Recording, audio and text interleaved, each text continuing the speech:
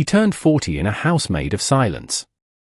Arthur was a man carved from the unforgiving prairie itself, his heart a locked chest buried deep beneath the dust of memory. Each day was a ritual of solitude, a penance paid to the ghosts of a wife and son taken by a blizzard years ago.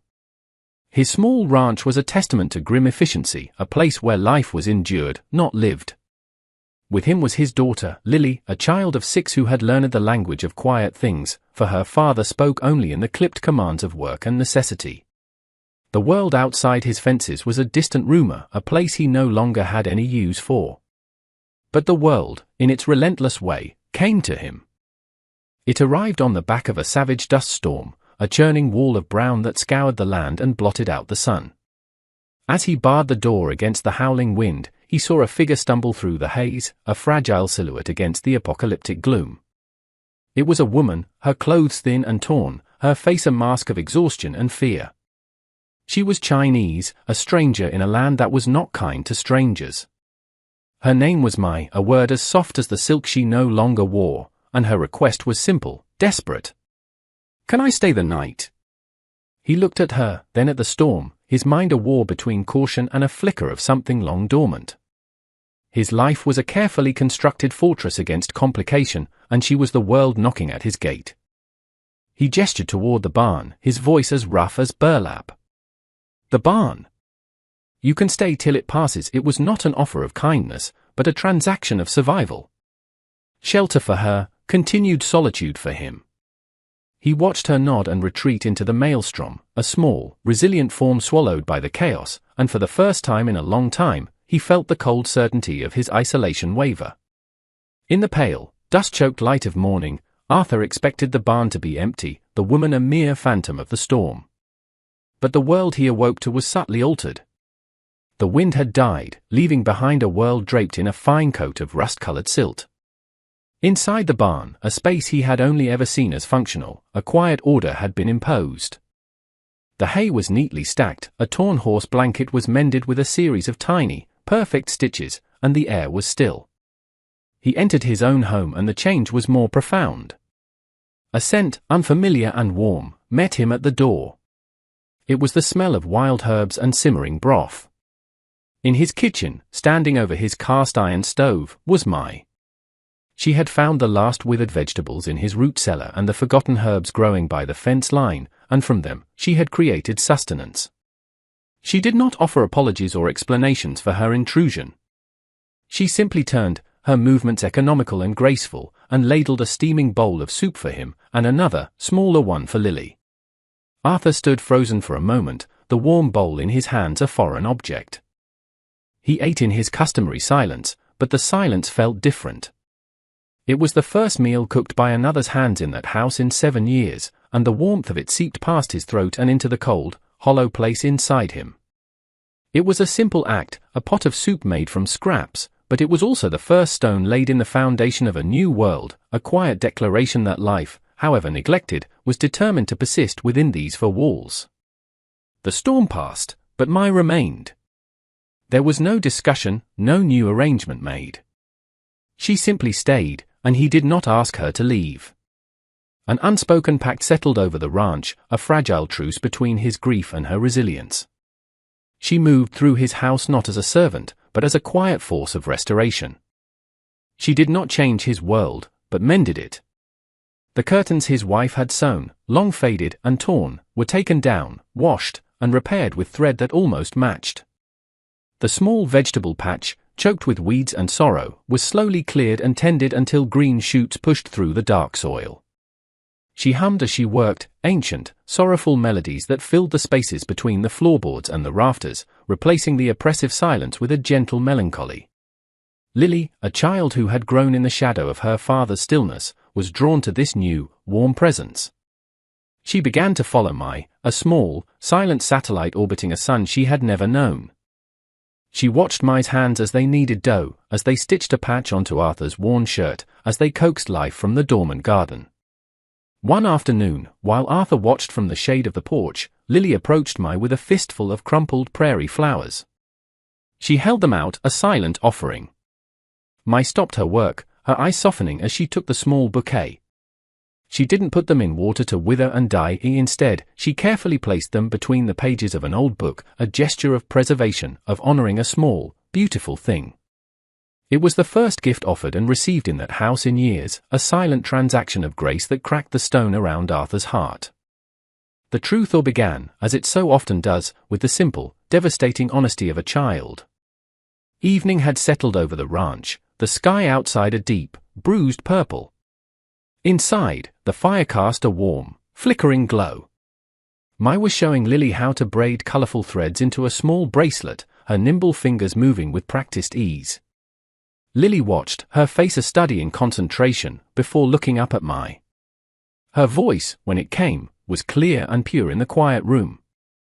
"Did you have a little girl before you came here?" The question hung in the air, heavy and sharp. Arthur, mending a bridle in the corner, went still. He saw Mai's hands falter for a fraction of a second. She did not look away from the child. Her voice was soft, laced with a pain that was old but not gone. "I had a son," she said. "He was very brave. He is with his father now, in the stars." She did not elaborate, did not weep. It was a simple statement of fact, a map of her own lost world. Overhearing it from the shadows, Arthur felt the words like a physical blow. His own grief, a private, jagged thing he had hoarded for years, suddenly found an echo. He looked at this foreign woman, this stranger who had drifted into his life, and saw not an outsider, but a fellow survivor. He had seen her as a woman fleeing hardship, now he saw her as a soul who understood his own language of loss. The chasm between them, once a vast canyon of culture and silence, was suddenly bridged by a single, shared wound. In that moment, the transactional nature of their arrangement dissolved, replaced by the fragile, unspoken recognition of two hearts that had both been broken by the world. Autumn arrived with a cruel, biting wind, stripping the leaves from the lone cottonwood tree and painting the prairie in shades of rust and decay. With it came the fever. It moved through the sparse settlements like a malevolent spirit, and one morning, it found its way into their small house. Lily woke with it, her skin burning, her breathing shallow. Arthur's carefully ordered world shattered. The stoicism that had served him for years was a useless shield against the terror of losing another child. The doctor was in a town a full day's ride away, a journey made impossible by a sudden, violent storm that trapped them in their wooden box, the rain and wind clawing at the walls. Arthur paced the small cabin, his large frame a cage of helplessness, his silence replaced by the ragged sound of his own breathing. He was a man who could tame a wild horse and face down a blizzard, but he could not fight the fire raging inside his own daughter. It was Mai who became the anchor in the storm. While Arthur was lost in his fear, she moved with a quiet, focused calm. She drew on a knowledge that felt ancient and profound, gathering herbs she had collected from the plains, brewing teas that filled the cabin with a pungent, earthy scent. She bathed Lily's forehead with cool water, her touch gentle but firm. For 2 days and 2 nights, she did not leave the child's side, her small frame a bastion of serene strength against the howling chaos both inside and outside the house. Arthur could only watch, a silent, broken witness, as this woman he barely knew fought for his daughter's life with a fierce and tender resolve he had thought had vanished from the earth. On the second night, the storm reached its zenith. The wind shrieked like a banshee, and the rain fell in solid, unforgiving sheets. Lily's fever had not broken, and her small breaths were whispers of life in the roaring darkness. Arthur, defeated, collapsed into a chair by the hearth, the firelight catching the utter despair on his face. He buried his head in his hands, and the dam of his silence finally broke. The words came out in a raw, cracked whisper, addressed to the ghosts in the room. "I lost her mother and brother in a storm like this," he confessed, the admission tearing through him. "A white-oat. They froze, looking for a stray calf I should have found myself. I was safe in the barn. I couldn't protect them. The guilt was a poison he had carried for 7 years. He expected nothing from my pity, perhaps, or an uncomfortable silence. Instead, she rose and brewed a pot of tea. She didn't sit beside him, didn't touch him or offer hollow words of comfort. She simply placed a warm tin mug on the small table by his elbow and returned to Lily's bedside. It was an act of profound understanding. She knew that some griefs were too large for words. In that shared, lamplit silence, surrounded by the fury of the storm, their pasts were finally laid bare. His failure to protect his family, her loss of a husband and son, her journey through a hostile world. They were no longer a rancher and a stranger, a man and a woman. They were two survivors, huddled together for warmth against the long, cold night of memory, finding a fragile sanctuary in each other's quiet presence. As if tied to the child's life, the storm broke with the fever. Lily woke in the pale light of a clean-washed morning, her eyes clear, her skin cool. A new, tentative peace settled over the homestead. The silence that returned was different now, layered with the shared vulnerability of the storm. Weeks later, their supplies dwindling, Arthur knew they had to make the trip to town. As their wagon rattled down the main street, Arthur felt the familiar weight of eyes on them. Whispers followed like burrs, sharp and clinging. The townspeople saw a broken widower and the Chinawoman who had taken up residence in his home, and they drew their own ugly conclusions. In the general store, a portly, callous man named Henderson, who held the note on a neighboring property, cornered them by the flour barrels. He looked past Arthur, his gaze lingering on Mai with undisguised contempt. "Heard you got yourself some new help, Arthur," he drawled, a smirk twisting his lips. "Strange choice. A man ought to honor his wife's memory, not replace it with foreign charity." The insult was a lit fuse. Arthur, a man who had not raised his voice in public for years, moved with a sudden, startling stillness. He stepped directly between Henderson and Mai, shielding her with his body. His voice was not loud, but it had the density of granite, and it silenced the store. "This woman," he said, his eyes drilling into Henderson's, "is under my protection. You will show her respect. Her name is Mai." He then turned to the storekeeper, his every movement deliberate. He requested a bolt of the finest blue cloth, an impossible luxury. When it was brought, he paid and, in front of the stunned onlookers, placed it gently into Mai's hands. The act was more than a purchase, it was a public declaration, a claiming. It was the sound of a silent man finally speaking, not for himself, but for her. The journey home was made in a silence that was thick with all that had been said and done. The bolt of blue cloth lay on the seat between them, a vibrant symbol of his public choice. The air was no longer charged with tension or uncertainty, but with a deep, resonant understanding. They worked together to unhitch the horses and put away the supplies, their movements falling into an easy, familiar rhythm.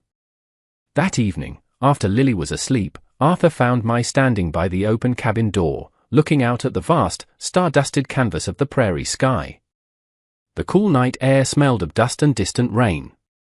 He came to stand beside her, not so close as to be imposing, but close enough to share the same patch of night. He was not a man of poetry or grand pronouncements. The words of love and courtship were a foreign language to him. So he spoke the only language he truly knew, the language of the land, of work, of building a future. "The winters are hard here," he began, his gaze fixed on the horizon. "The roof on the east side needs mending before the first snow. And the garden, it could be larger." For a family, it was not a question, but a statement. An offering. He was not asking for her hand in marriage with flowery phrases, he was offering her a life, a shared future built of practical things, mending roofs, turning soil, facing the harshness of the seasons together. It was a proposal forged in the quiet realities of survival, a promise of shared labor, shared burdens, and the shared warmth of a hearth against the cold. Mai did not look at him at first. She continued to gaze at the immense, silent sweep of the prairie, as if reading an answer in the distant constellations. The world Arthur offered was not an easy one. It was a life of hard work, of isolation, of facing the small-minded prejudices of the world beyond their fences. But it was also a world of fierce protection, of quiet respect, of a space being made just for her. It was a home. Slowly, she turned her head, her dark eyes finding his in the faint starlight. She did not need to speak the words he did not have.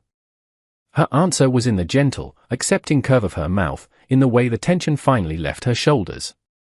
Then, she did something that closed the final distance between them.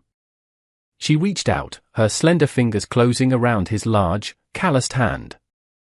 His hand, which had only ever known the roughness of leather reins and axe handles, was suddenly enveloped in a warmth that seemed to travel up his arm and settle directly in his chest, where the ice had been for so long. Her touch was not just an acceptance of his clumsy proposal, it was an acceptance of him, of his silent grief, of his broken past. It was a quiet promise that he was no longer alone. The narrative camera of the soul pulls back, framing them in the warm, yellow light of the doorway, two solitary figures who had found their way to each other, a tiny island of profound connection in the vast, dark expanse of the American West. The house was no longer a tomb. The fire inside burned brightly, and its dancing shadows on the wall looked, for all the world, like they were holding hands. The seasons turned, each one leaving its mark on the land and on the new family that tended it. Winter came, and the mended roof held firm against the snows. Spring followed, and the enlarged garden bloomed, a riot of greens and reds, nurtured by Mai's patient hands. Summer baked the prairie golden, and Arthur taught a laughing Lily how to ride a small pony he had bought for her, while Mai watched from the porch, a quiet smile on her face. The ranch, once a stark monument to loss, was now a place of gentle, growing life. The crushing silence had been replaced by a comfortable quiet, punctuated by the sounds of a child's play, the rhythmic chop of an axe, the soft humming of an ancient melody. Arthur, the man who had turned 40 alone in a fortress of his own making, had been saved not by a grand event, but by the steady, quiet grace of a woman who had arrived in a storm. He had learned that a heart, no matter how long it has been frozen in the winter of grief, can feel the spring and thaw. He had offered a stranger shelter for a night, a simple transaction of survival, and in return, she had given him back his life.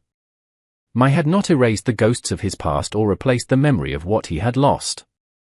Instead, she had shown him that a house could be big enough for both memory and hope, that a heart could learn to build a new life alongside its scars, proving that the most enduring love stories are rarely shouted. They are whispered. They are grown quietly, patiently, like a wild prairie flower pushing its way through the hardest earth to finally reach the sun.